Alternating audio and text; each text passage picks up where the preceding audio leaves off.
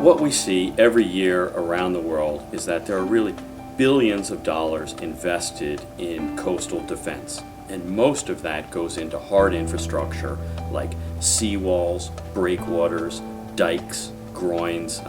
We're talking about putting in cement, big rocks. This is the typical solution. And it's expensive, and with sea levels rising, wave and storm intensity increasing, those are going to fail more often. And those have huge impacts on ecosystems. We're losing wetlands and reefs around the world because of that kind of building. What we want to explore, though, are coastal habitats such as mangroves, coral reefs, oyster reefs, salt marshes, or wetlands.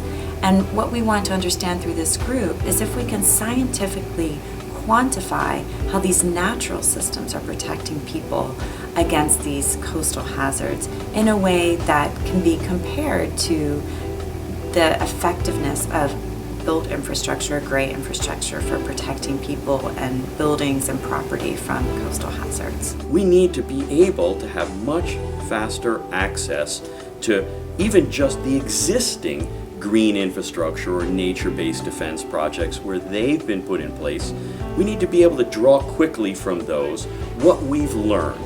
The choice isn't necessarily always between gray versus natural infrastructure, but there may be hybrid approaches that can be incredibly effective. But we can turn this on its head and say, well, those wetlands and reefs really can be a cost-effective part of the solution, creating the opportunity to invest in those first lines of defense. So changing what is a huge problem, causing the loss of all of these habitats, into a solution for their conservation and restoration.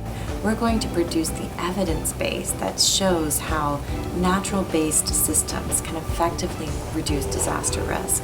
And we're going to produce those results in scientific terms that can be used by engineers to basically compare natural infrastructure against other approaches or in combination with other approaches.